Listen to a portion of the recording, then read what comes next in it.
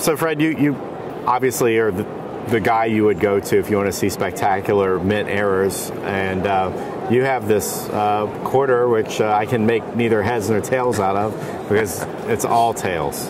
It's all tails, and this coin is one that, when it gets publicized, always causes problems for coin dealers because everybody who's going to see this is going to think that their two-headed or two-tailed coin of any denomination is genuine when 99.999% of them are all man-made magician's coins. Right. This happens to be the third known authentic two-tailed U.S. quarter.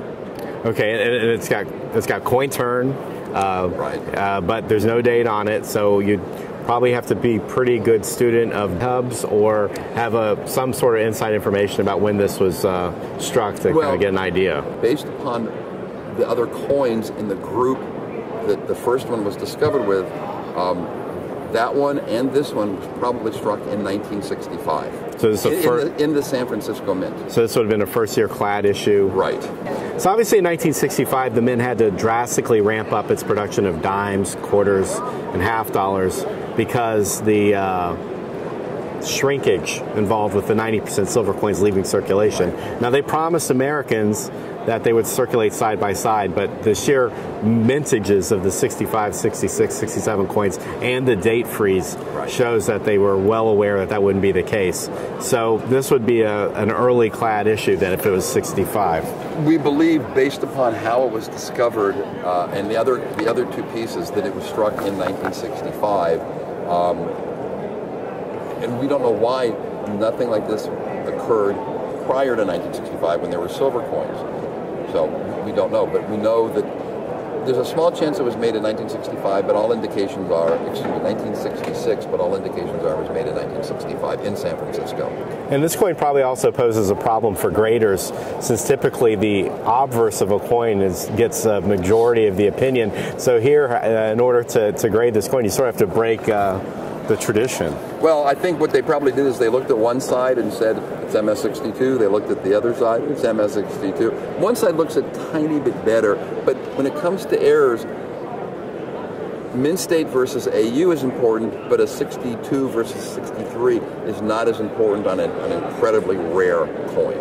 As far as Washington quarter errors go, and you've seen quite a number of them, how would a coin like this compare? I mean, would this be the pinnacle of Washington quarter errors? Yeah, it's by far the most expensive Washington quarter error because it's famous. It's kind of like a 1943 copper penny.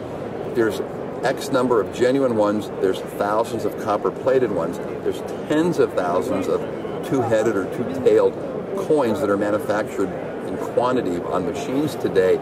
But when you say to somebody, I have a genuine two-tailed coin, they either don't believe you or they don't believe that one exists. So just the fact of what it is its significance. With so many magician's coins out there, how would one be able to authenticate a real two-tailed error like this? The easiest way to do it is what I call the ring test or the drop test. If you have what you think is a genuine two-headed or two-tailed coin of any denomination, drop it on any hard surface, glass, wood, or metal.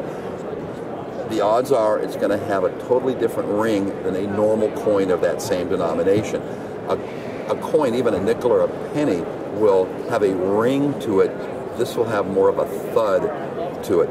The other way to tell, and it's difficult unless you have a good magnifying glass, is one side or the other will have a seam. I've seen the machines.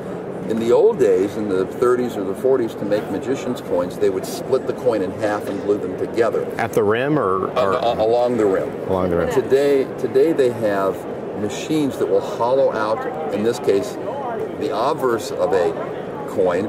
They'll take the cut down reverse of another coin and place it into the hollowed out coin. So there will be a seam on that side. One side will be normal and one side will have a seam. The general public won't be able to see that with their naked eye, but with a magnifying glass they will be able to see it. Cool, thanks for showing us that. My pleasure. Okay.